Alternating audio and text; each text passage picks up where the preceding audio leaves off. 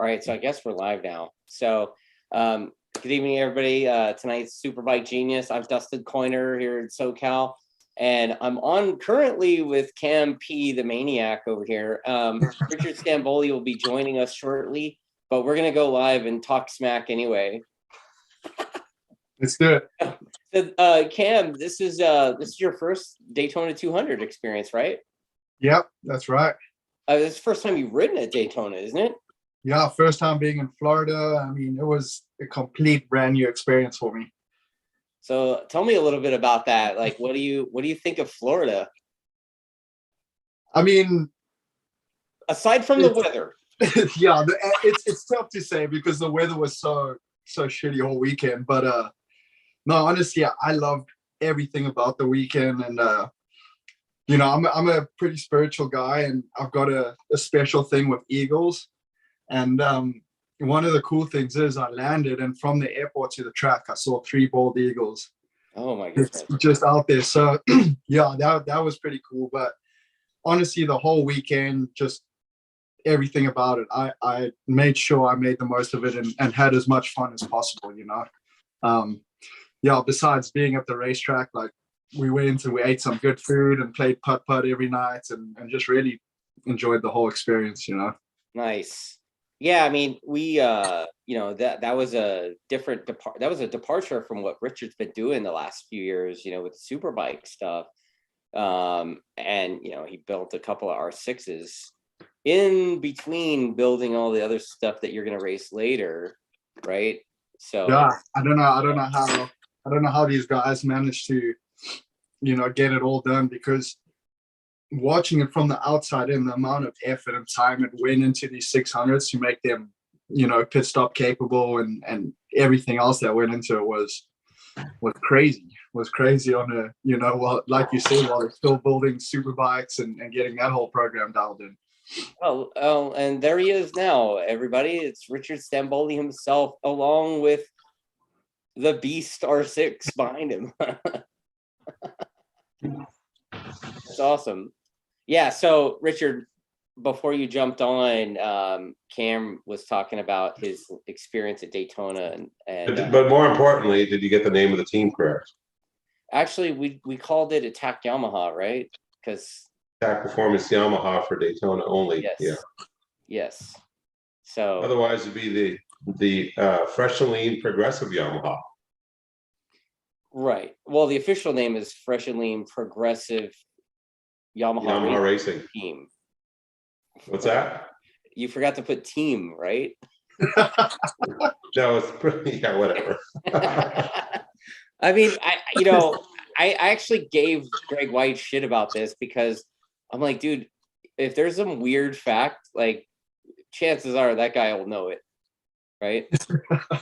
So, like, I gave him crap about that. Yeah, it's Gregopedia. Gregopedia.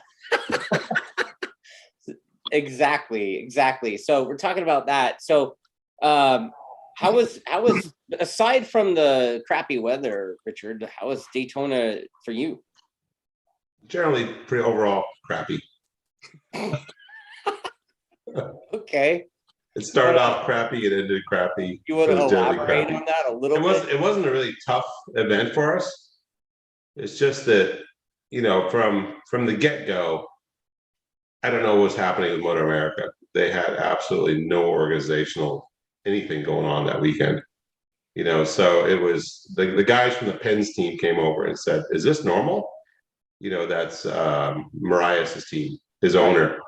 He came over and said, "Is this normal?" I said, "No, it's not normal." I go, "I don't know what's going on." You know, our session had no, I mean, you start from start to finish, the long lines for getting credentials. Some people had to wait 3 or 4 hours. I don't know what was going on there. And then, you know, we're lucky we got ours fairly quick. And then the timing and scoring going down in both of our first sessions, we had no clue where we're at. Even when Cameron got off the bike, we're like, I don't know if you're P1. I have no idea. I don't know what everybody else did. So how could I know what we did? Yeah, I mean, I remember Cam getting P1, and he's like, I don't believe that. He's like, well, he might have believed it more than I did. Right? Yeah, I mean, Richard really after talking to Richard, I was like, all right, well, now I truly believe I'm not at the top, you know. Yeah. Well, because he hadn't seen the track before, and the first session was kind of, we didn't know where we were at. We were in the dark with the relationship to the other riders, and so I had no idea. You know, I'm like, nah, that's not possible. There's all these guys have already been here. There's no way he jumped up to P1 and it's like 10 laps. You know, but hey, he did. So that's the way it goes. Yeah, I mean, you know, we were talking about something during the race too that Cam was getting away with, and he was murdering people on the Horner exit because he could take this low line getting onto the banking and just destroy people getting onto the banking. It was crazy. And I'm like, how the hell do you know to do that? Everyone else kind of comes out of there and they kind of, it's almost like a swoop to the right before they go left. And he would just straight line the thing.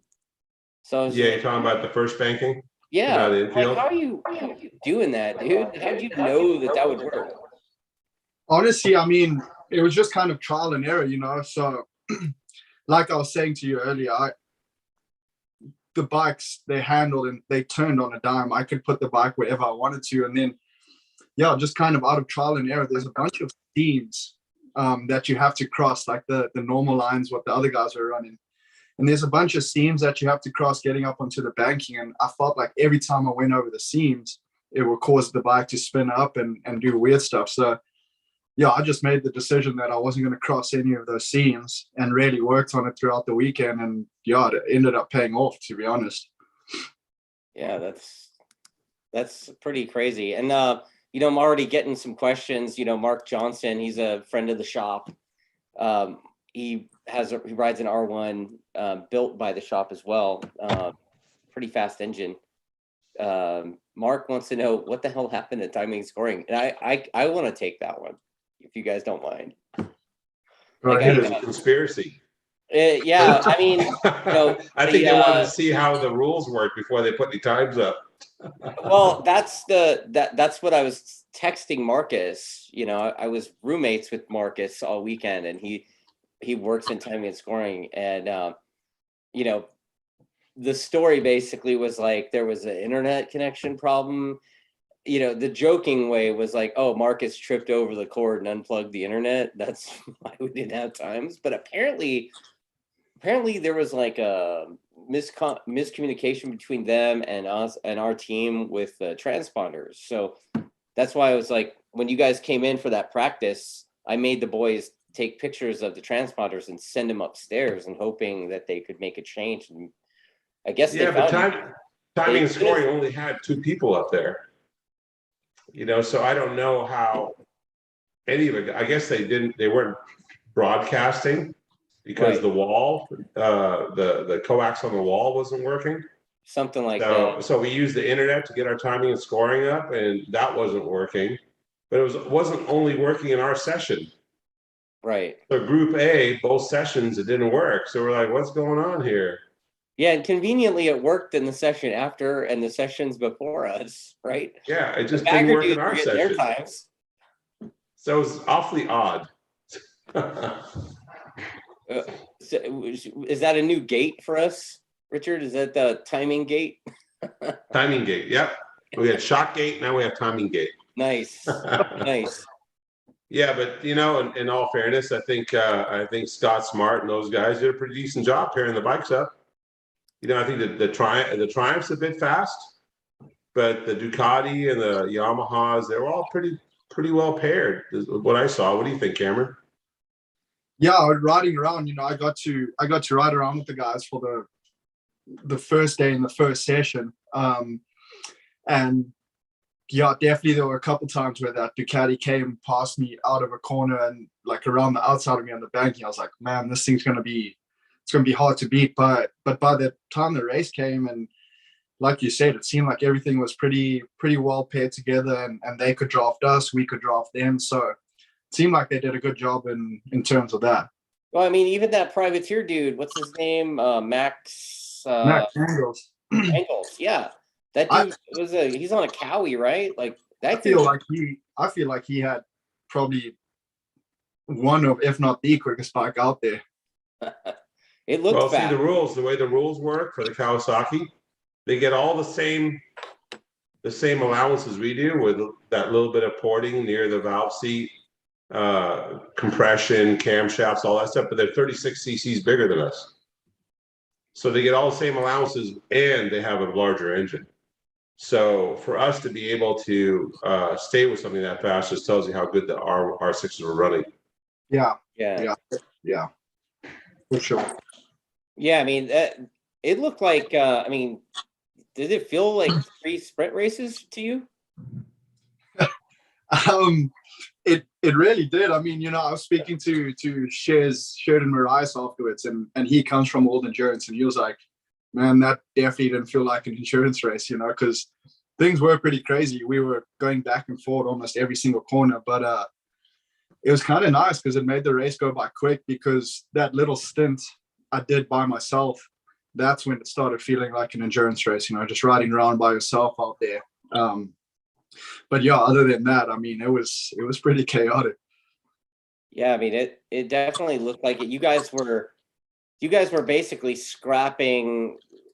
You were in a fist fight for both, all the way until the second pit stop, right? And then you were all by yourself after that. Yeah, and honestly, like I had so many people telling me, and I knew what I needed to do, but everyone was like, just be patient, like don't show your cards. But I was having so much fun racing with those guys. I was like, man, I'm gonna try to lead this whole thing if I can. I mean, you led a lot, as far as I know, right? I mean, you led. Yeah, just didn't lead when it actually mattered. Yeah, well, The last 7/10. double Yeah. 7,000s. Oh man. Yeah, like I'm doing the social media for the race team, and at the end of the weekend, I make a post, post weekend, end of the weekend thing, and talking about it and congratulating Mr. 007 himself, right? Like I didn't know what else to call him, but I mean, it's so close. Yeah, that's gonna eat me up for a while, that's for sure. Well, I mean, I'm sure. The first pit stop's still eating up Richard, right? I mean, what, I even have and you could blame Mark Johnson for this, but he's like, I want to know what happened with the front wheel on the first pit stop. And Richard and I were talking about it today, because I must have watched it over and over and over again, just to see. I only watched the front brake lever. I only watched the front wheel. I mean, I probably watched it 10 times, and I couldn't figure out.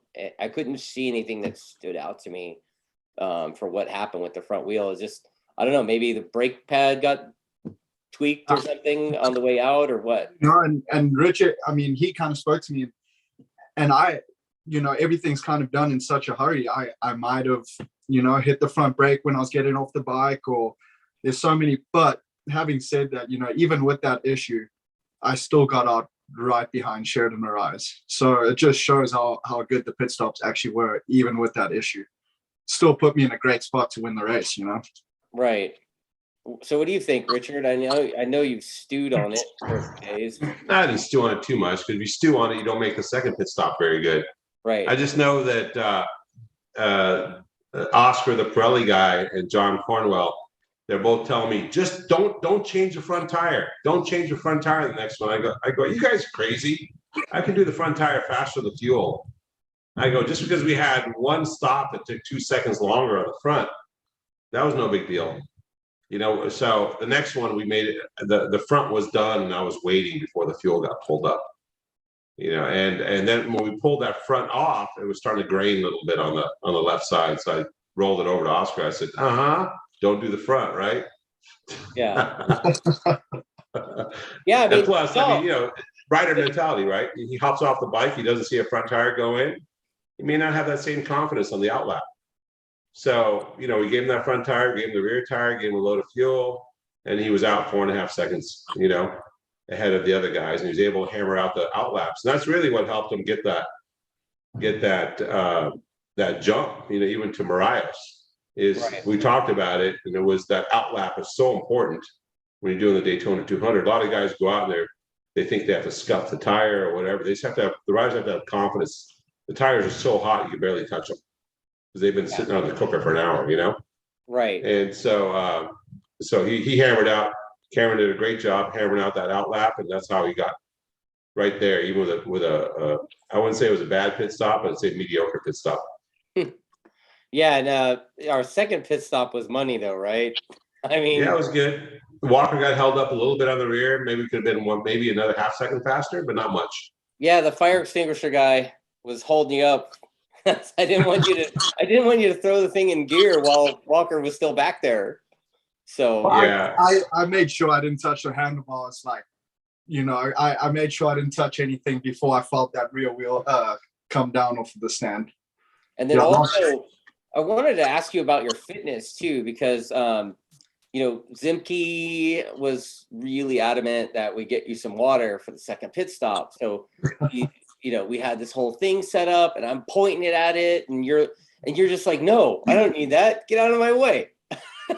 I mean, honestly, that race, it's so easy. I mean, it's so physically easy. It's just way more mentally challenging than physical. So, when I came before that second pit stop, I heard everybody, water, and I was like, no, I don't need it. Then I heard Zemke, he's like, you need the water. I was like, no, I'm in the zone, man. I don't want to, I was just ready to get back on the bike and get back out there. I didn't need water. Richard, all he wanted was back on the motorcycle. Yeah, with all the Daytona 200s that you've done, Richard, have you ever had a rider do that? Trying to think all the way back. We used to race on the Superbikes. Right. And those were a workout, especially the older Superbikes with no traction control and no wheelie control. And basically, they're just, monsters with kind of a hard tires. So most guys take a little bit of water, if I remember right. Most guys will have, we're always made, the water thing was always like, hey, we got to go get some Velcro. We got to make sure we put the water on the fuel can. But some of the older races, the rider didn't get off. He just pushed back a little bit, drank water while the fuel was happening and the engine was running. Oh, that's right. So the bike would come in and be idling. We would do fuel and tires while the engine was idling. And then we would have a locking device on the rear that would lock the sprocket in one spot. Of course, the sprocket wouldn't come off the wheel either. It wouldn't come off the bike. It was part of the swing arm mechanism. Right. So the thing would lock in one spot, the wheel would slide in and out like 4 seconds. No chain to fling or anything. But that's back then. Now it's street bikes and chains and things and off with the engines and all that kind of good stuff. So it takes a little longer. But yeah, they're riding 600, so it can't be as physical as it was on those leader bikes. Yeah. I think if we were riding Superbikes around there, it would be a completely different story. Yeah, he'd need some water. Back rub. Back rub. We'd have to throw a jersey on Nina. Yeah, a little massage between tires. Yeah. Right. Yeah. So looking at the bike there, we do have a couple of questions about this, but you want to talk us through the mechanism that you made to do the quick change on the front and rear wheels, Richard? On the front. Okay, so normally the bike comes with an axle, and then you pull the axle out and the spacers fall out, and you have to take the calipers off so you can even get the wheel out because the fender doesn't rotate. So we cut off all the fender mounts, and then we make a rotating assembly that goes on the bottom of the fork. It's got 2 bearings in it, and the fender bracket attaches this rotating assembly. So the fork can swing around, basically almost do a 360. It's got some stops in it, so it doesn't swing too far out of the way. Then you got to go and shape the calipers, grind the calipers, shape them. We actually make a little ramp on the back of the caliper, so when the wheel hits it, it flings it out of the way. So you can see when I go to pull the wheel, I can just pull it with one hand straight out. And the axle also is smaller in diameter, so that means the wheels, the spacers can be captive. So when you pull the wheel, nothing comes out. Just a wheel, and the spacers are in it. Axle comes out and locks into the right side of the swing arm, the fork, so it doesn't come out. The guy can do it one hand. He can gun it back in with one hand while he's pumping the brake or whatever he's doing. So the whole mechanism is pretty slick. You can change, like I said, you can change the front wheel in 6 or 7 seconds if you're on your game. 11 seconds if you're not on your game.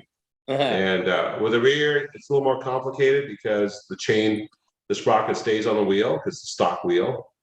So we make a piece that goes onto the bolts of the sprocket that bridges the gap between the swing arm and the sprocket, so the chain doesn't fall between the swing arm and sprocket. Then we also have this little device called a derailleur, which you just take the chain and you just put it on this thing and you spin the wheel backwards and it takes the chain right off the sprocket. So it's almost like a derailleur on a bicycle, except you do it with your fingers. Right. You know, so it's kind of a cool little mechanism. You know, it just rails and derails the bike, the rear end. So it just makes it so it's a lot less complicated for the guys in the back, and a little bit, you know, less hit and miss changing the wheel out. And of course, on the fuel tank, you got those dry brakes, which means you can push fuel in and out without any spillage. The same thing that Indy cars used to use, and Formula One and NASCAR and all those guys have some type of dry brake mechanism. So you can push it together, load the fuel, and pull back out. Usually a fuel tank takes about 6 seconds. The guy pushing in and out takes about a second each way, so it's about 8 seconds for the fuel. Okay, so tell me a little bit about the challenges of the weekend. I mean, aside from the organization stuff, I mean, I know that it was, I mean, even the shirts, I mean, we had to ship the shirts directly to the weekend. And then I think you even had to get some parts, right? Like you got parts drop shipped. Yeah, we had rotors come in the track. We had the shirts come to the track. That seemed to be the typical scenario. We had windscreens come to the track. So it seemed to be the typical scenario for Daytona. It's always been that way. It's always like, oh, we're shipping all this stuff to the hotel, or we're shipping all this stuff to the track. Daytona used to be part of the schedule. So if we ran Formula Extreme, Daytona was round one. If we ran Superbike back in the day, Daytona was round one. You'd build all this stuff, you'd do all this quick change things, and you'd get your team ready. You do Daytona, and then you come back home and strip all that stuff off it and go sprint racing. So it was that's the usual challenge. The challenge this weekend was more organizational than anything. You know, the communication was really lacking from the MotoAmerica side, and I think if they would have used at least a PA system, I understand the rain made it super difficult because the schedule was changing and we were trying to get sessions in between the wet. But if they would at least use the PA system and told everyone in the paddock what was going on, I think it would have really helped. There was a lot of confusion as to what session was up, when the sessions were going to happen. Like the camera guys had the schedule before we did. So you had to go ask the camera guy. If you ask one of the MotoAmerica people, hey, what's the deal? We don't know. We're not sure. We got a lot of that. Got a lot of I don't knows. Yeah. When we, you know, some of the things. I mean, I would have been glad to help them with whatever I knew from doing. You know, I don't know how many Daytona 200s and 200-mile races. And I tried at the beginning, but somehow some stuff got missed along the way. So it was like being in a brand new organization with a brand new race strategy. You know, there's certain things that happen in the Daytona 200. One of the things is morning practice. It's like, that's a normal thing. So we got into a little bit of a conflict with morning practice, telling us we can't set up there. You know, you can't set up till 10:30, which was after our morning practice session. I said, we're going to set up where the riders don't even know where the pit spot is. They're going to roll out for the 200 and they're going to just remember it from them rolling out of the pit spot. They're going to come down pit lane and go, oh yeah, over here. You know, it doesn't make any sense to me. That's not the normal SOP for doing a Daytona 200. Normal SOP is you set up in the morning and you know your pit box area the night before. You come in the morning and you set up your pit box and you go do your pit stop practice. You get your 3 tires in, and then you keep on trucking. You know, then you go into the race. The morning session is usually a throwaway. All it is pit stop practice. You know, hence, you know, we didn't really clock a good lap we never do clock a good lap on that morning session. So anyway, so I think the biggest challenge this Daytona 200 was organizational, 100%. Everything else, building the bike and doing all that, that's just normal. Getting parts of the track, that's normal. It happens all the time. So, you know, to back that up too, I mean, I know you sent me down to ask questions while you guys were busy, and I went and I was told, it took me 3 or 4 people telling me I don't want to give you the wrong answer before finally getting an answer, and then having somebody else overrule that answer. So it was kind of strange. Yeah, I mean, I don't know what happened. You know, I don't know if they thought it was going to be an easy event. They're just going to show up and put it on. didn't take it seriously enough because it's not a points paying event. You know, I don't know what happened. I just know that it seemed like, and it was the first event and it was wet. So all those things, but it sure seemed like no one knew what was going on, Right. including the teams and the MotoAmerica staff. Like, Right. I mean, people have been in that paddock for quite a while, like a pit steward, for instance. I asked him, you know, they had all kinds of rules that we didn't use before. Like no one on that side of the wall could touch anything that was going on the pit side. Like we used to have tire catchers, so on the other side of the wall, you'd roll the tire away after you pulled it out, so it didn't roll down pit lane, and the guy would grab it. And they said, no, that can't happen. So I asked the question, well, so if I hand a tire to a person on the other side of the wall after the pit stop, does that make us illegal? I don't know the answer to that. That was the answer. Let me go find out. So that was a lot of those answers. Like, well, when is the pit stop actually happening? Is it happening when the guy comes down pit lane, or is it happening anytime when the guy's on the racetrack, or is it happening when the guy comes to stop? Is it happening after he leaves? You know, and then they said, well, you can't put out your pit equipment. Then I look over and the Ducati team's got all their booms and hoses out there. And I go, I thought you guys said you can't put out the pit equipment. They said, well, the boom's okay. I'm like, we had a retractable boom because in the past you couldn't put out your pit equipment, so our boom would swing around. Right. You put it out, and then you know in the past when they had the whole, you could set up on the in lap, so you give the guy the inboard, and when you acknowledge inboard, you had a whole lap to set up. Right. Now they're like, well, you can't set up until you're down pit lane. And I said, well, that's not really fair because we got the number one pit spot all the way down, so we got all kinds of time to set up. What if somebody grabs pit spot 40? They have 1 second to set up.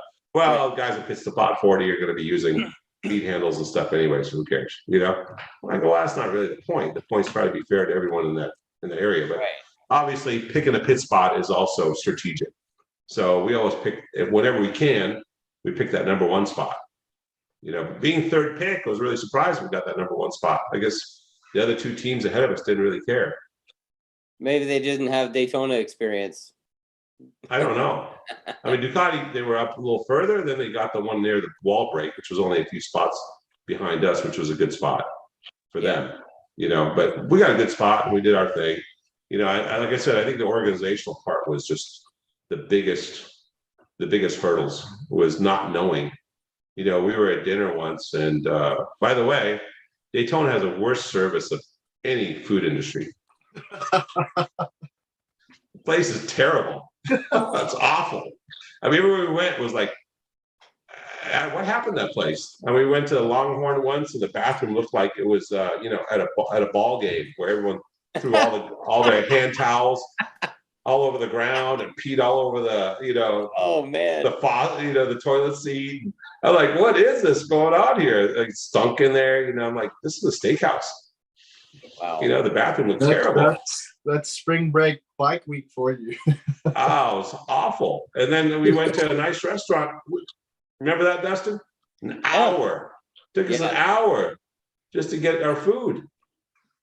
Yeah. And there was nobody there. Well, I'm going to actually talk crap about Marcus on this one too, for that one, because Marcus shows up late. I guess he was breaking down the MotoAmerica stuff till like almost 10 o'clock at night. He rolls up to the restaurant, and you know, we're having dinner, whatever, and you guys bail. I walk outside to try to give Will his phone back because he left his phone there, and the door locked behind me. It was freezing. It was freezing outside, and my jacket was still inside. So it was like 30-something degrees. Dude, I'm texting Marcus. I'm like, that'd be like 0 C for you there, open Cameron. The door, and he never did. And I'm like, dude, you don't understand. It's cold out here. He's like, yeah, I got you. Yeah, I got you. And I don't see him coming. Dude, Will came back to get his phone, and then he drove back around to let me sit in his car waiting on Marcus when Marcus finally comes out. Dude, I was out there. I wanted to punch him in the balls for that. Yeah, I don't know what happened in Daytona. The restaurant industry used to be a lot better than it was this last go around. That was like the icing on the cake. Between the rain and the mass confusion in the paddock and the lack of information and the lack of knowledge of rules and this and that to the restaurant industry. Well, And this. my hotel, we had dogs fighting in the corridor at 2 o'clock in the morning. We had bloodstains on the bed. So I don't know. Oh my God. Dude, that sounds like a classic Buttonwillow hotel thing, right? Exactly. You know what? In 1997, we went to do the Daytona 200s. Paul Harrell, his dad, and myself, and we had this one YZF-70 Superbike. We actually finished. We ended up beating a few of the factory teams, and we were top privateers. I think we beat Donald Jackson. I think Sadowski. I think we might have beat him too. But anyway, the two Yosh bikes. So the hotel we stayed at, it had a grease stain on the carpet. It looked like one of the Harley guys probably rolled his bike in there because they want to leave it outside. And then I go in the bathroom, and there's like this crack pipe right on the door sill, right above the bathroom door. Somebody it's probably some place that people went to do drugs. I have no idea. It was like the most nastiest place I ever stayed. It was pretty. That was 1997. That's Daytona. Could be like that. We definitely stayed in one of those places. Yeah, you did. I slept in a beanie, hoodie, sweatpants, socks. I was like, I ain't touching this bed. Oh my God. Yeah. Well, Jake said that. Were you staying in the same hotel as Jake? Yeah. Yeah. Well, he said he was staying in a Rochi motel. That's what he said. Yeah, but you go look at their website and the photos and everything. It looks brand spanking new. I was like, this place is gonna be nice. And you show up, and there were bulletproof glass everywhere, and I was like, oh man, we're in the hood here. You know, we're gonna have to do your reservations for you from now on. I think so. Because we stayed in a nice place. It was expensive, but it was nice. Yeah. Holiday Inn. I mean, honestly, I would have rather paid the money than stay at that place. Yeah, I've been there. The thing is, you get a cool story out of it, right? I mean, yeah. I mean, it is. It's all part of the memories, and we can laugh about it later on. Well, I mean, one of the nights, one of my sponsors, the guy that does the KYT helmets, he took us out to dinner, myself, Marcus, and a few other guys, and it was at some Thai place. And you're driving down the road, and you're like, "Where the hell is he taking us?" Right? And you pull into this place, and it's like a strip mall, and turned out the food was awesome, and the service was great, and good service. Yeah, we did. Was it far south of Daytona? Because TJ was speaking the lingo, right? And so. Oh, he speaks Thai. Well, he is Thai. He is Thai, yeah. But yeah, and he's like, "Oh, you guys," like he ordered for everybody too. So cool. So that kind of worked out for us. And then obviously doing the Daytona experience. I mean, I can't not go check out Main Street. So we Marcus and I on Sunday we went and checked out. Well, we went people watching. Let's just say that the people watching in Main Street is pretty spectacular. I just think on the level with like the most ghetto Walmart ever. It's like more people watching was better. Right? It is. It is. It was great. Yes. And then we got a local to give us like a recommendation for a place to eat on Sunday. So Marcus ended up taking us to some chicken place. They do wings, and it's like off Jefferson Street. So and I don't know what the lady's name was in there, but it was across the street was the Kinfolk Cafe. And it took about a half an hour to order chicken wings, but we were treated to a 12 o'clock boys style stunt session outside. Richard, I don't know if you know what that is, but basically KMP, I think you do. Yeah, I've seen those guys. Yeah, so it's basically a bunch of teenagers on motocross bikes stunting in the street and quads. So that's like I was hoping to see some of that, but the weather kept all those crazy guys out. I was waiting to see some crazy stuff on the streets. Yeah. So there was a guy, he had a cigarette in his mouth, and he was on a pretty pretty tricked out Banshee quad doing a sideshow in the intersection. So I'm like, yes, we're on Daytona. You do see some crazy stuff on. I mean, there was the one guy on a Harley, I guess, that tried to jump the drawbridge over the weekend in the rain. I don't know if you guys saw that, but yeah. So Daytona Daytona gets all types of people. One thing that really disappointed me, and I was evangelizing to these people every time I spoke to them, and I made it a point to speak to them, the Harley people that were outside of restaurants and stuff outside the track. Not a single one of them even knew the race was happening. That's normal. And it's pretty crazy that all these people come to Daytona so they can go bar hopping. Like, I don't understand that. I mean, it's like a week-long bike night for them. I mean, it just seems like there should be a way to wrangle those people up into the stadium somehow. That's been that's been that way for a long time. I think, new. Go ahead. I think it just needs to be branched out more than just social media and marketing on race weekends. I think there needs to be some, at least posters or something put around the whole neighborhood and gas stations and stuff so people can find out about it, because not everybody follows MotoAmerica and riders and stuff like that, Yeah. And even with the baggers, I thought with the baggers there would be a lot of those people there to check that out. And I mean, seriously, none of them ones we talked to even knew there was a race happening, including when we were at Longhorse Takehouse across the street. It's like, what do you mean there's races? Where are they? I'm like, right there. Oh, they had no idea. So you know what though, a lot of people knew from watching television about the results and the race and all those things, like even motocross type guys and people we talk to here at the shop that aren't necessarily road racers. They all were switched on to how the weekend went. Yeah, that was another bummer thing too, is like some of the guys at the shop were watching Live Plus, but the schedule was changing so fast that they didn't even know when Live Plus was happening. You follow what I'm saying? Like the MotoAmerica site. So the whole thing was really a mess with regards to coordination.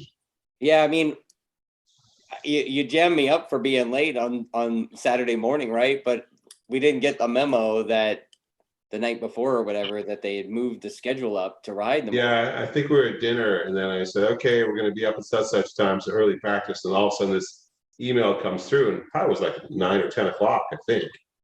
It's like, oh, and we're actually another half hour sooner. Yeah. Or a little bit more. Like it was like 8:45 or something, and then became 8:15. So I was like, wow, 8:15 morning practice. Okay, we better be there 5:30 to get set up. Right. And I think Eslick told me he missed half of the morning warm up because he woke up in the morning and had to rush from the hotel to get there and missed half of it. And he was probably hungover. I mean, that's probably more likely. He's probably up till 4 in the morning. Yeah, slick doing slick things. Yeah, Eslick's Danny definitely was doing what Danny does. Eslick's definitely like a racer from the wrong era, right? I mean, he could Can you imagine Danny and Gobert together in the same pub? Oh my God. Yeah. Eslick and Anthony Gobert would have been legend, right? And Scott Russell in there too. You can't. Yeah, all those guys from that era. You can't forget about the Chief, man. That dude could party at the top level for sure. We did an international motorcycle show and Scott Russell hung out with us one night, and he basically put our friend Cowboy down. It's like Cowboy could tie one off, and Scott Russell put him down, and he came into the booth the next day and was like, "Hey man, don't ever try to go toe to toe with Scott Russell in the bar." So, but yeah, it's just was a crazy weekend, you know. It's that weather there. It was like beautiful all the way up until we got there, and then it was kind of beautiful as we left, right? I mean, that's It was Florida windy. for you. It was really, really windy, but yeah, the sun was out. It was nice. It was chilly but windy. It was amazing how fast the weather turned, huh? You Yeah, go from pretty warm to pretty cold pretty quick. yeah, yeah. So when we got there, you know, Marcus, you know, he was late too. And Marcus, you know, he's on the phone when we're rolling in the gate, and he's like, "Why are there bikes on track right now?" And they're like, "Oh yeah, you didn't get the memo."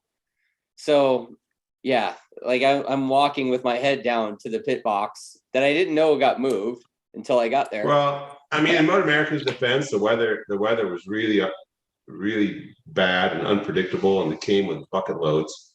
Right. And so I think they did a pretty good job adjusting and still getting Yes. all the sessions or most of the sessions in and things like that. They were adjusting on the fly. I think where they missed the boat was just communication, Yeah. Yeah. communicating with a paddock. Yeah. Not everyone's got their team radio strapped to their head when they're trying to do a Daytona 200.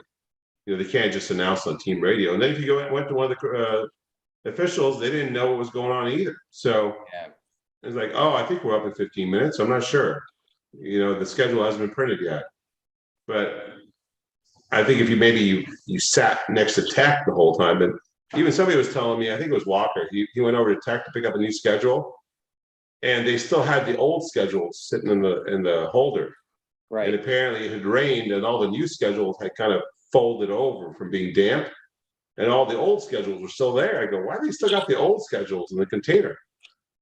That's going to confuse some people. It was just little stuff like that. You know, Yeah. like whoever pushed the new schedules in there should have ripped up the old ones, right? Right. You know, so it was all those kinds of things. It was just super dysfunctional. I don't know why. I got from the Pens team. It's not normally like this. We show up, we do our thing, we get teched, you know, on a Thursday, and everything goes pretty smoothly. All the sessions go through well. Maybe because we always race at tracks we can do in the wet. You know, so then all of a sudden we're racing a track we can't race in the wet, and everything's adjusting accordingly, you know, and so we're at the mercy of the weather. But yeah, some communication would have gone a long way through that event. So in morning warm up, obviously we had the thing with Jake, you know, smashing the wall a little bit and totaling himself and the bike, basically, right? Yeah. You know, I did reach out to Jake yesterday, and he said he was feeling quite a bit better. That's a positive thing. But you want to talk about that, like what happened there? He just didn't check his brakes when he left. Hmm. So what happens when you push the wheel in and out, it pushes the pads back a little bit. So the first pump, it'll go to the bar. So after that, we just made sure the axle guy was pumping them up for every pit stop. You know, Yes, so it's I something saw we that. talk about with the riders. Hey, make sure you pump your brakes before you leave the pit box, like as you're exiting on the pit limiter. But the run from my, in his defense, the run from my pit box over to pit out was really, really short. So they didn't have a whole lot of time to be checking their equipment. Right. You know, so I think he just was concentrating on a fast out lap.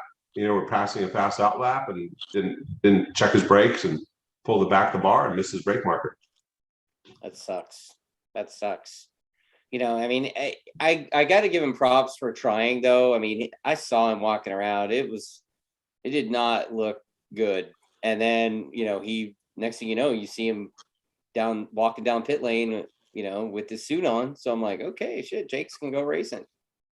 Jake's one of the toughest riders I've ever worked with, and for him to be in that much pain was pretty obvious. He took a pretty hard hit. Yeah.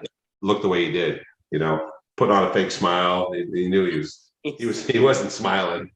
No, he was gritting his teeth for sure. Yeah. Yeah, he's got one of those interesting tolerance for pains things. I totally get it. But I mean, for him to suit up like that and go give it a shot, I mean, that's like a win, honestly. Like, I mean, he could have easily said, you know what, man, this isn't gonna work, but he still did it. So that says a lot about him as a character, don't you think? Absolutely. So that was a long ass race that you made look like a couple of sprint races, Cameron. So, what was going through your mind when you were looking at the board and Fernando was showing you the time drop? I mean, yeah, I kind of had an idea that they were just pushing their own wind, and but watching the race back yesterday, you know, I knew they were coming and I knew that they were going to eventually get there. But watching the race back yesterday, it's just, yeah, I could match their pace. You know, when I got clean laps, the guys wouldn't close in on me, and there were a few laps where I actually got away from them a little bit. So there were a few times where I came by, you know, I saw 4 seconds and then it went down to 3 seconds and then it went back up to 4 seconds. And then I came around the one lap after getting stuck behind a pretty fast back marker, but he still cost me 2.8 seconds that lap. You know, I'll just say his name rhymes with block off. So No? yeah, I mean, I renamed him Block Us. Block us. Yeah, I Was saw it Sam Block Us?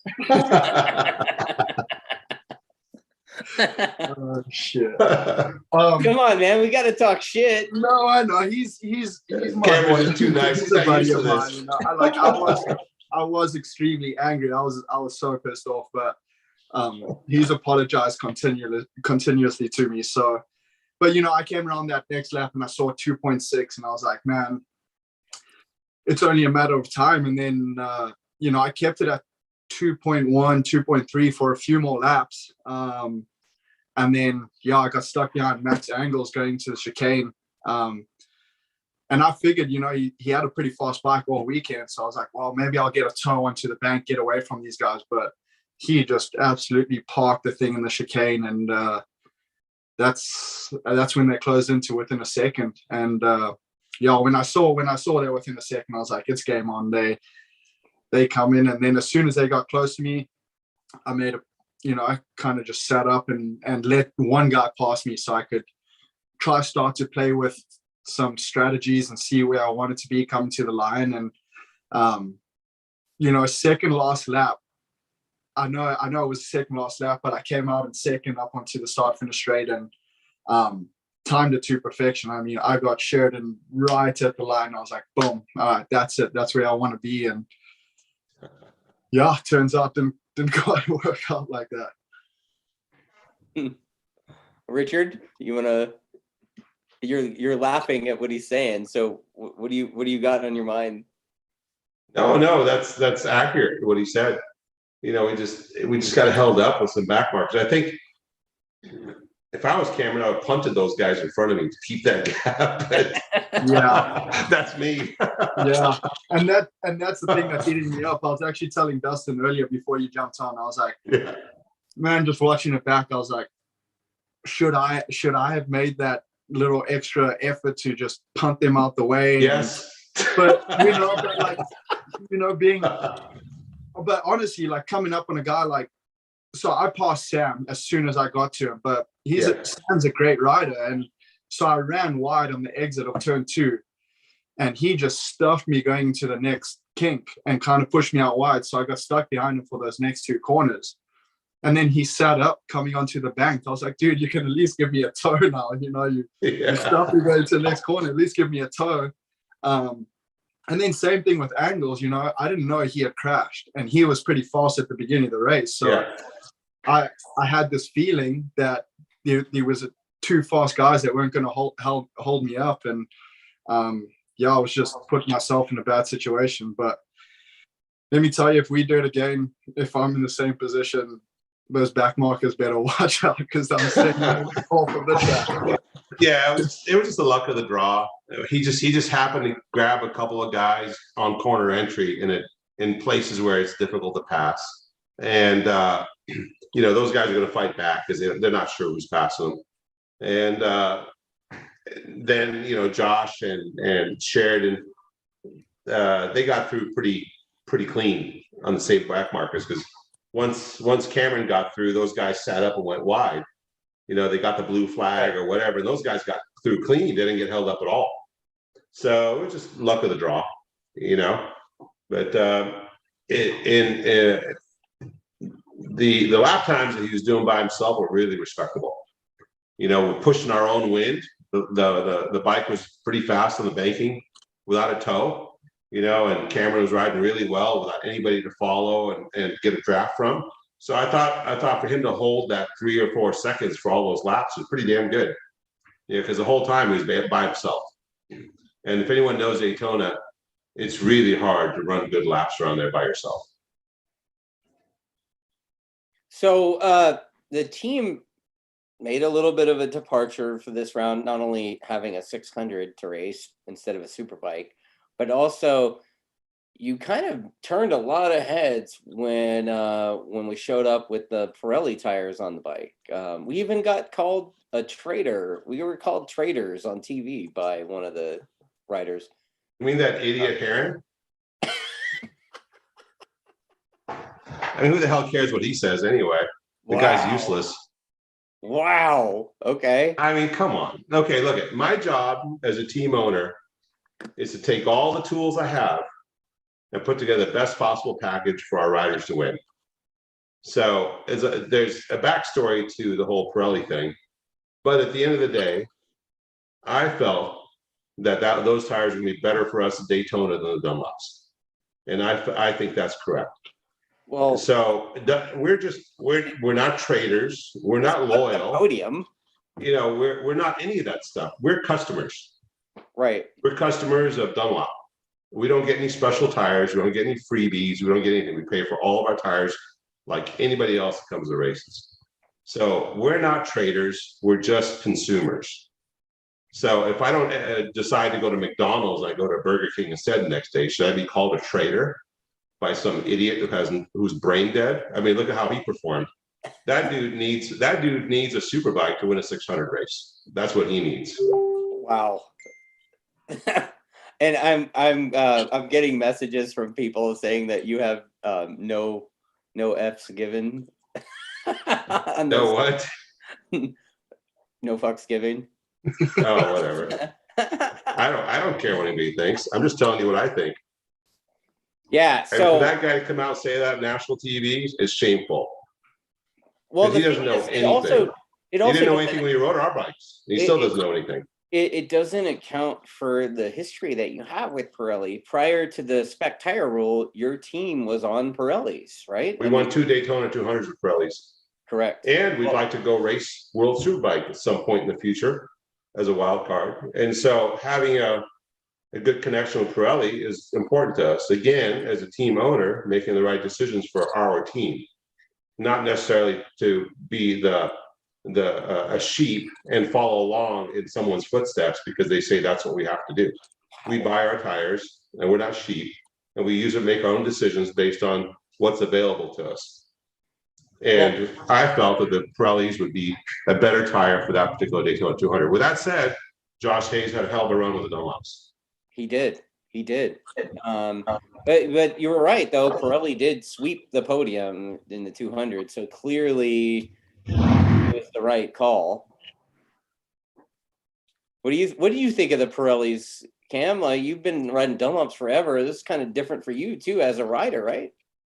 Yeah, it was. I mean, you know, I was lucky. I rode on Pirellis back in South Africa, so I kind of had a slight idea of the way they would react. But with it being a Daytona 200 rear tire, it's kind of hard to tell with the rear tire. But I will say this about the front tire I had on that thing, and I mean, the feedback it gives you, it lets you know when you're on the limit, you know, and it just gives you so much feedback through the handlebars that you can kind of take it to the next level. And just the edge grip, the way you're able to trail the brakes all the way into the corner, it's pretty damn cool what they've done with their front tire.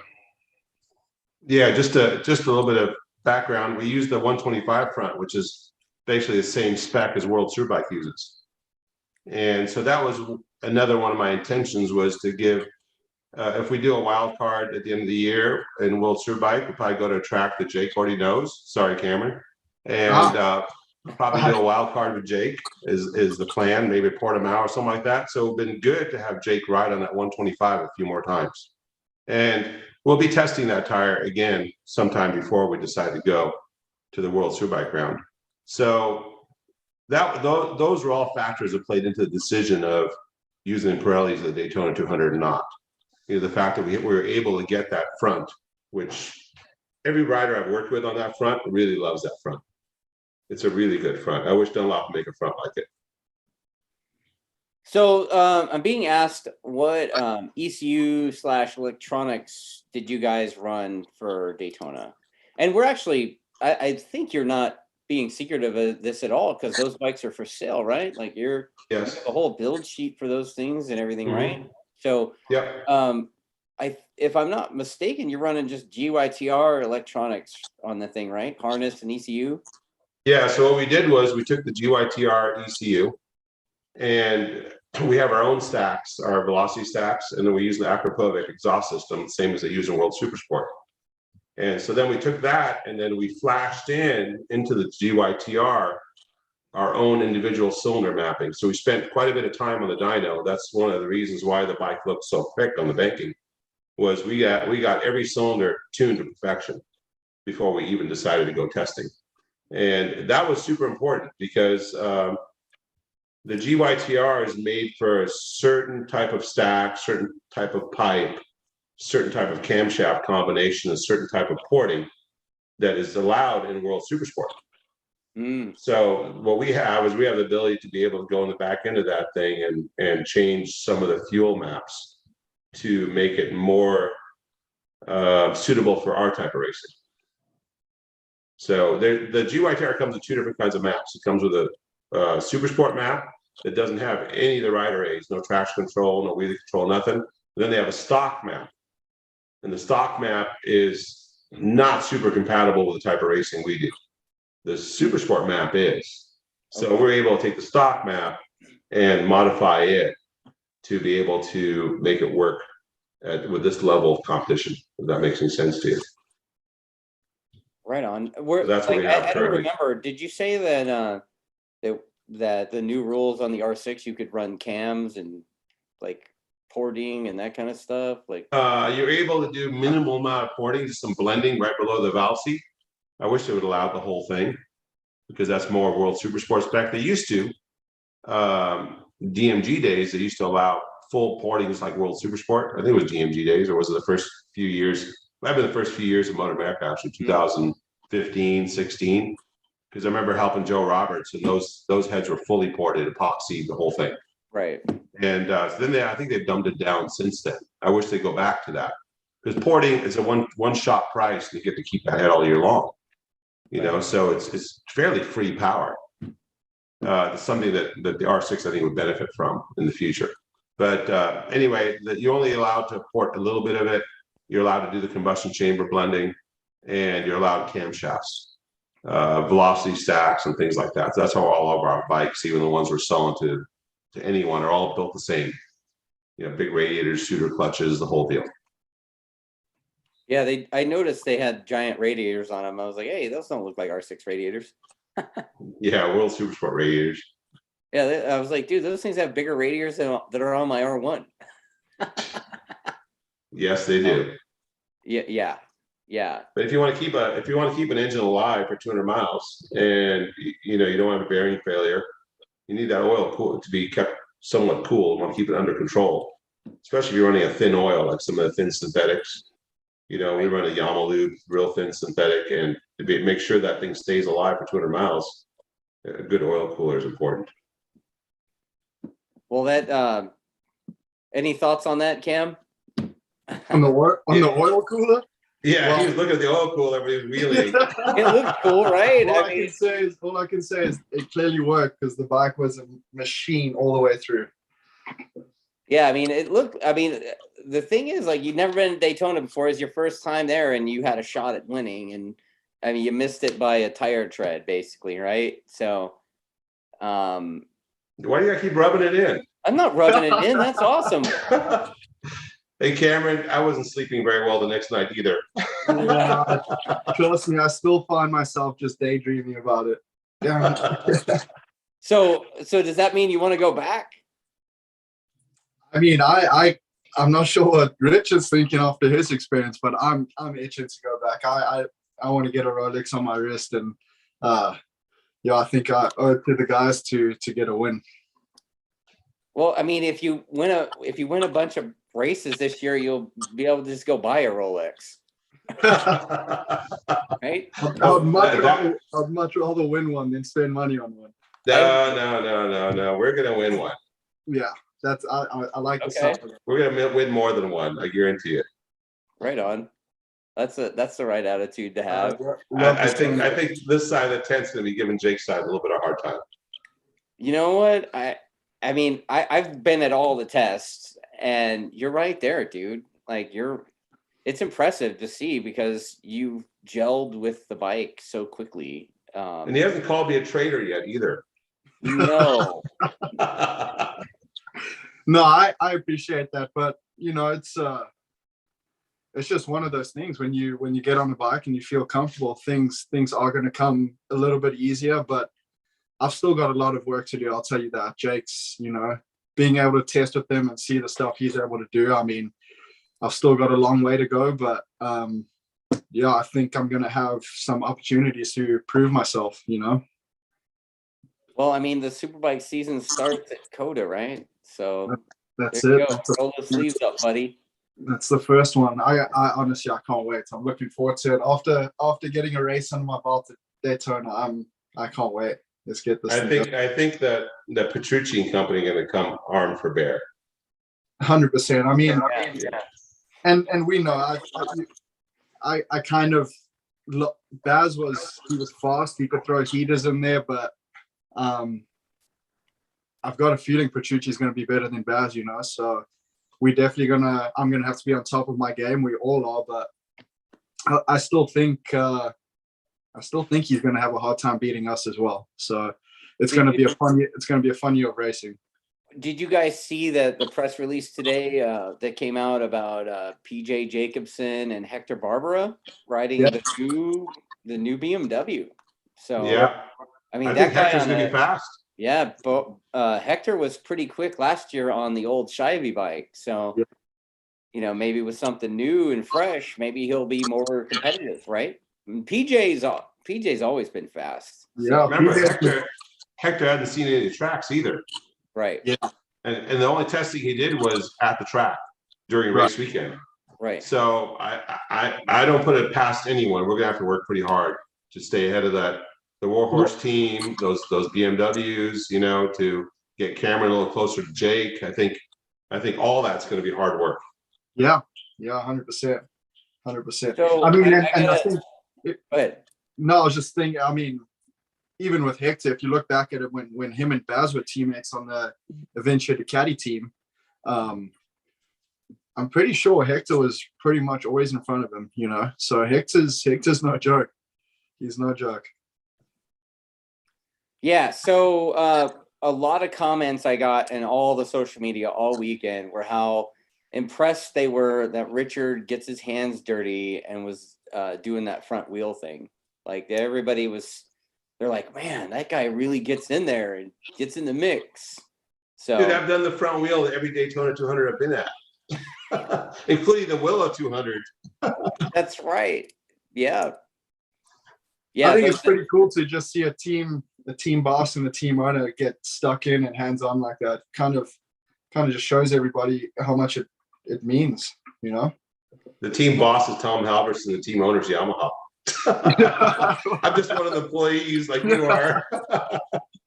Well, I mean, you're the skipper, Richard, and I mean, there we go. During the at the end of the pit stop practice, you had us all in a circle, and you basically quarterbacked what everybody's job was going to be, and then individually you made us recite it back to you like we were going to give you our first general order or something. like we were in formation and you were doing inspection. Yeah, that military side of me comes out sometimes. No, it was fine. It worked. It's like, yeah, I need to go over there and I need to stand here with the fire extinguisher and I need to we'll protect the bike, and then if there's anything left over, we hit Mike in the head with it, and so he doesn't feel it, right? And we're good. Oh, and yeah, we had a little bit of staring off in the distance after Jake crashed that morning. So I had to snap people out of it. I go, hey man, we got a job to do. Call in the next rider. Right. Don't go running off trying to find Jake. He'll be fine. We got ambulances. You got people in charge of that. Let's accomplish a mission. We're here to do a job. So let's finish the job. So we had to kind of snap back into it. Yeah, and you know what? I mean, it was pretty crazy how quick that dump can fills up that tank. I mean, there's a reason for the 2 giant slugs coming out of that thing, but man, you got to be glad as a rider that you're not sitting on the thing idling with that, because you'd have race fuel in your nutsack, right? Yeah, your nuts would be on fire. Well, I think that was a thing back in the day, right? Well, I don't know. Back in the day, that was the reason why they stopped having the rider on the bike. They had one team. I can't remember if they were using dry brakes or they were using funnels or something like that, and they had a spill, and the bike lit up. And they had a girlfriend as one of the fire extinguisher people, so she dropped the fire extinguisher, started running, and the guy burned up pretty good. He got some pretty severe burns. I can't remember the rider's name, but that's a true story. There's been a few pit fires for sure. Oh yeah, I would imagine so. Yeah, so then that's when they went ahead and said, okay, look, no more rider on the bike. The rider has to be off the bike. And then they got pretty weird. They said, you can't work on the bike during fueling. So then during a meeting we had, I said, hey, you know what? That's not really fair to the guys that have a single dry brake. We can build a tank with 2 dry brakes and do it in 6 seconds, but the guy with a single dry brake might take him 8 or 9 seconds. But if they can do that during the same time the tires are being done, and you have a dedicated fire extinguisher guy, you're safe. It's not a problem as long as the rider's not sitting on top of the bike. Right. So they went with that. They allowed the fuel to happen during the tire, during the mechanics. Right. So I think that was good. That kind of went back to where we were before with the Daytona 200. And then, MotoAmerica was really reasonable with allowing us to have our guys in place during the stop too. Because I think before the guys had to jump over the wall with all the tires and equipment and all those kinds of things. So I think that causes for clumsiness and mistakes and things like that instead of having the whole crew ready to go. So Cameron must have felt like F1. He comes in, gets tires and fuel, and rips right out of there. Well, it was a cool feeling. Honestly, it was a pretty damn cool feeling. Yeah, that's the funnest part, honestly, as a team. I always like the Daytona 200 because it's such a team sport. The rider's doing his thing, the crew has to do their thing, everyone's involved. When you do a sprint race, you go out there, you pat the rider on the back, say good luck, fist bump, and that's it. It's up to them. You got nothing to do. But during the Daytona 200, you can shape the race by how you do the strategies and when you do a pit stop and how fast you are with your pit stops. You could really help a rider out, or you could hurt him. All I know is I had a huge smile on my face after that second pit stop, because I literally blinked and I was like, "It's done already." Yeah, it was pretty good. It was impressive. So I gotta say, I gotta turn the salesman hat on a little bit. I am wearing this shirt from the team, and Richard, we are gonna make a run of those, right? So, people were asking us about those shirts all weekend long. Yes, they were. You're selling those. You're selling those. You're selling those. They're pretty cool shirts. They match the bikes really nicely. I'm still getting messages about them. Where can I get them? Yeah, so I believe they will be up on Attack Yamaha for like a pre-sale. We gotta know. We'll set a deadline basically with some sizes and the sizing chart, and then once the deadline hits, we'll make the order and then we'll ship them out when they arrive. I believe that's how it's gonna work, right, Richard? Don't okay. want. Well, I'm thinking about Coda and Superbikes. I'm the shirt guy basically, so I gotta make that. Don't want to talk about pricing yet because the pricing, I guess, will depend on what we have to pay for them. So volume, yeah. I had some people offer me big money in Daytona for them, so Well, dude, that's because you're the maniac. No, Everybody's like, "Oh, look, I'm wearing Campee's shirt." no. Just the bumper shirt. Can you sign them for me, People are please? fanboying out for you, man. I mean, they were fanboying out for you like Richard was for Terry Vance, right?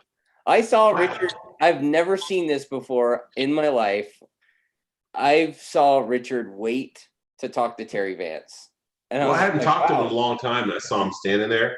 The last time that Terry, my shop used to be not far from where Vance the Hines is, and we went to this Mexican restaurant that we would go to, some hole in the wall, and there's Terry and his crew, and we said, "Oh, that's Terry," and so we sat down and started eating, and Terry walks up and he's like, "Hey, man, how's it going?" And he actually came up to us and started chatting about Steve Rapp winning the Daytona 200, because Terry's kind of a fan of Steve Rapp when Steve Rapp rode his Ducati. When Vance the Hines had that Ducati road race team. And so anyway, so I thought I'd go over there and say hi to him because he's standing there. But man, Terry aged a lot. Yeah. He's been around forever. That dude never ages. And then all of a sudden I look at him, man, you aged quite a bit. I guess that eventually happens to everyone. I was kind of like that a little bit too. Geraldo Ferracci was there, and I was like, Yeah, but that dude's been old forever. That dude was old like 20 years ago. Like 82 or something. Dude. And I was just like, oh my God, dude, that's Geraldo Ferracci. That's awesome. I went and shook his hand, and I was just like, I just shook this legend's hand. I was like full on fanboy. Yeah, Ferracci's a really nice guy. Yeah. Super nice guy. I saw Al Ludington was there too. That dude's been around forever. Yeah. I think he was like crew chiefing for one of the other teams. I forget which team, but yeah, it was just a lot of people from the industry there that I hadn't seen in a long time, anywhere. So, what'd you guys think of the 170-mile-an-hour baggers? I mean, it's pretty impressive, a bagger to go 170.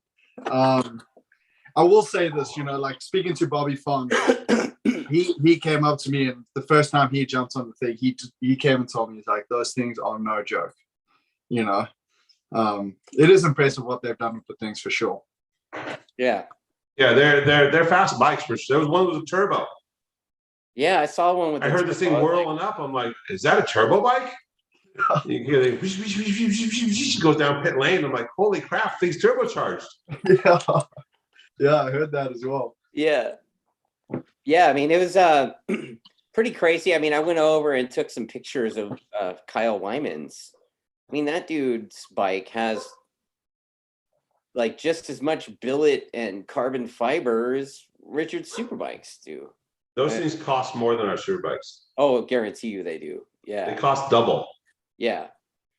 I mean, their swing arm, and then they have like this chain pulley thing, and everything is made out of billet, and then all the bodywork and everything is carbon fiber. They're basically Superbikes, kind of, but like for that genre, they look weird. I think they should do the 200 with baggers. And for pit stops, they should have to go like they pull into a lane and it's got like groceries, and they got to grab a few groceries and put them in the bags and they take off.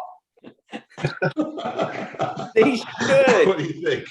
Well, I mean, the groceries. I need some eggs. I need some milk. Yeah, I mean, I know that. And then the next pit stop, you got to take the stuff out. It can't be broken. Yeah. Right. Well, minus a second for every egg that's broken. Yes, you get minus seconds. Yeah, you got a second for that egg, a second for that egg. Can't be breaking eggs out there. You're riding it too hard. Well, Frankie did. My friend that rides one of those Indian things, he did joke with me that they had a liner in the bag. So, if he podiumed in the race, they could just cut the zip tie or whatever and open the thing up and have podium beers. So it's like, because it has a liner, you just throw ice and beers in there. They have some equipment in those bags. Do they?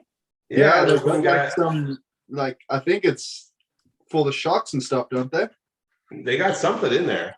Because I remember I watched one of the Harley guys. He was like pulling something out of the bag, and he was looking at it or tuning on it. I'm like, what is that?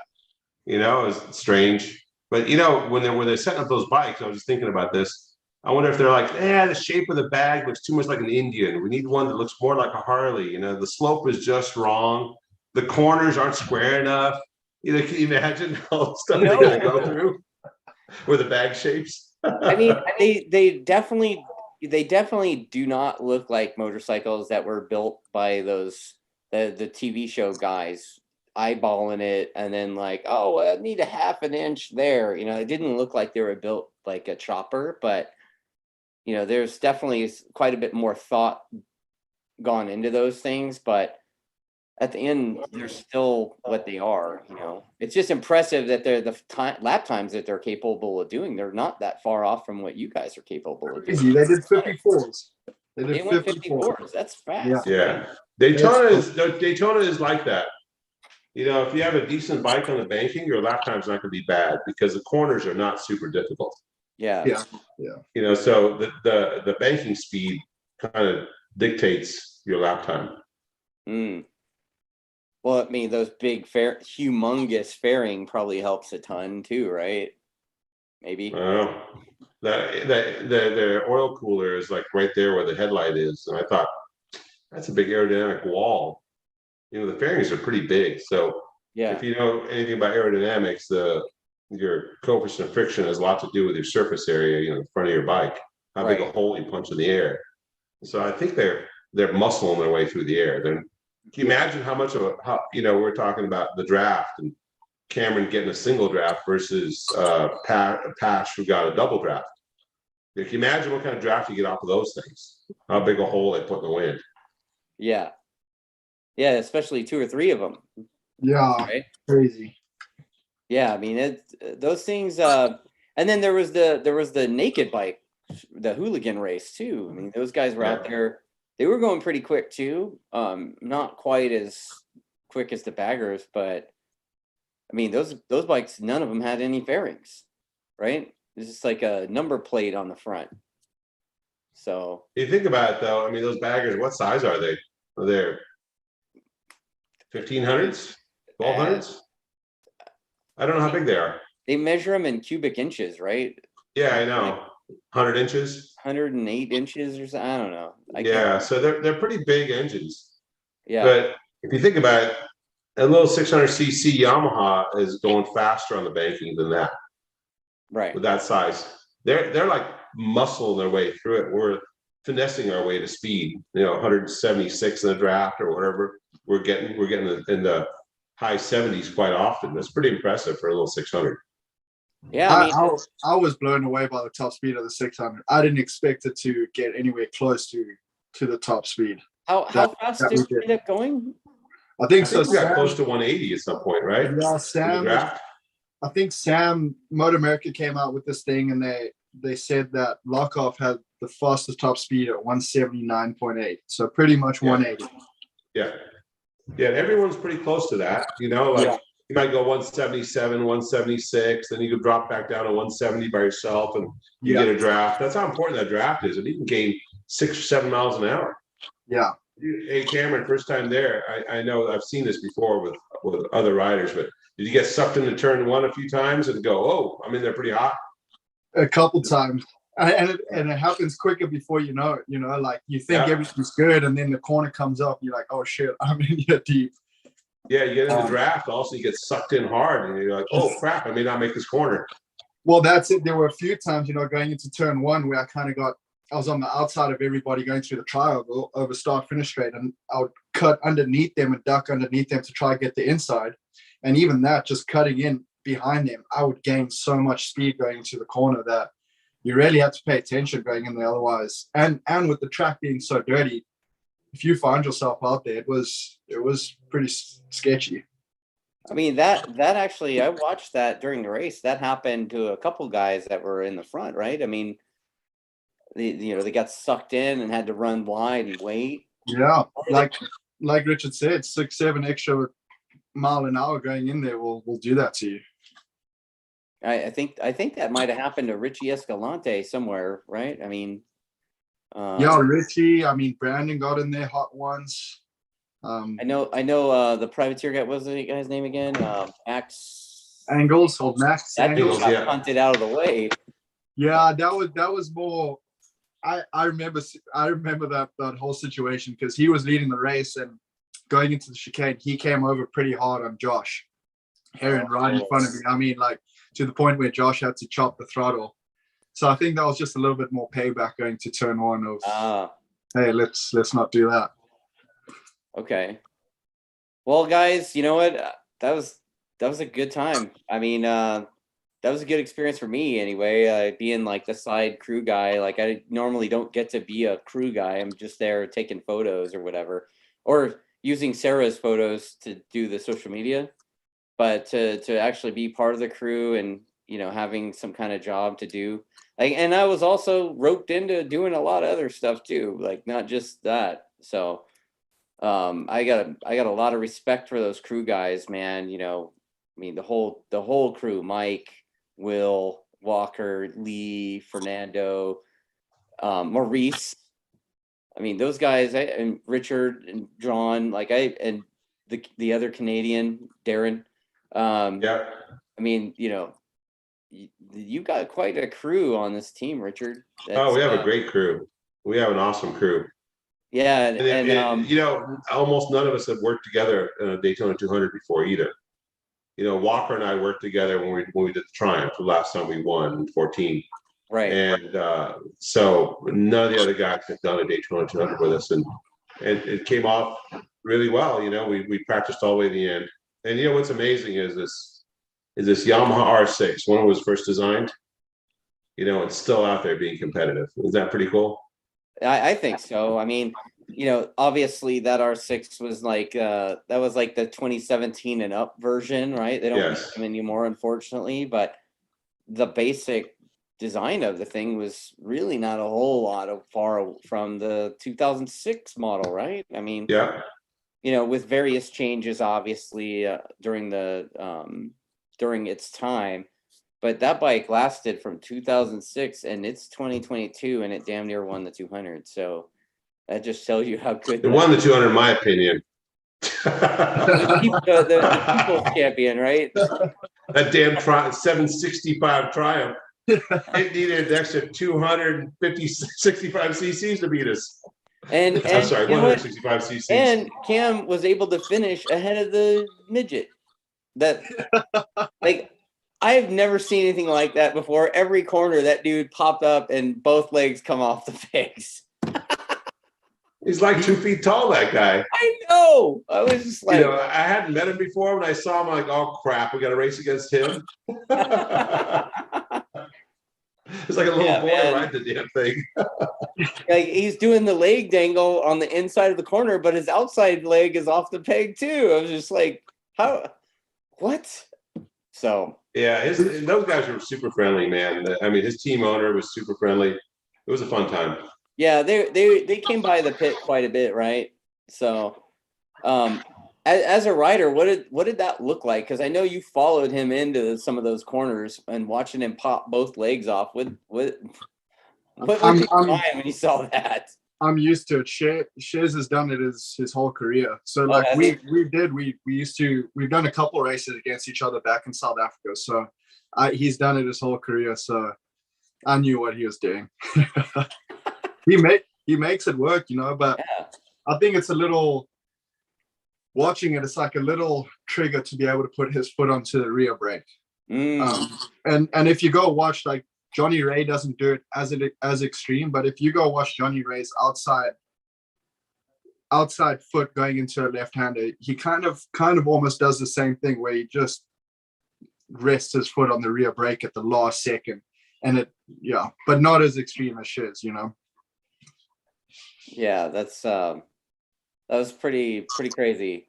Too bad that guy's not gonna. It sounded like they weren't gonna do the whole series. They just came for Daytona.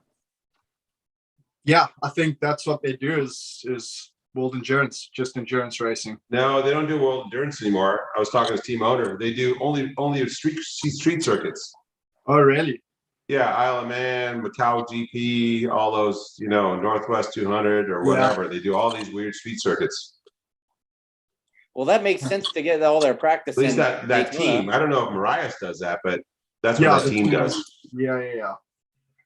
Okay. I don't know if Shears does that. Yeah, Yeah. it was shocking to see how small that guy was, though. I was like, whoa. Like, he walked by the pits to talk with you, and I think, was it Matt Skoltz? Yeah. Like, you guys, and I was just like, Skoltz is gigantical. And then, Well, I'm looking up the Skoltz.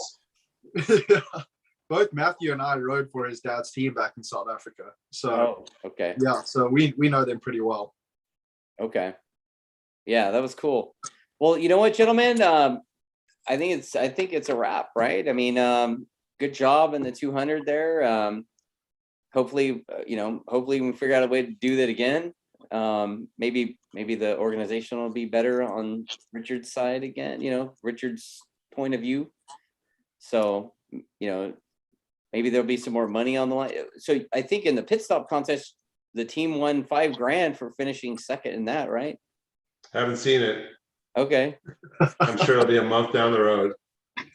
I mean, that'd probably cover most of the diesel to get there and back, kind of. Dude, diesel's so expensive. It's $1,000 a fill for the semi. Holy. Like Walker and Lee were going, should we fill up the tank? And we got to fill it up anyway. Of course you got to fill up the tank. That's crazy.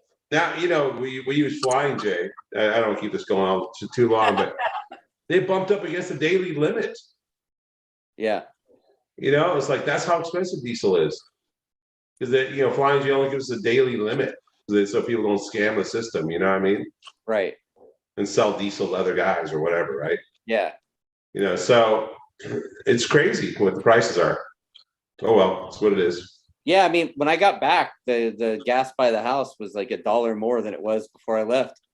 I'm like, how does it go up $1 in a week? I filled up my Porsche yesterday. $100 for that car to fill it up. That's crazy. Yeah. That's anyway, why I'm just all right.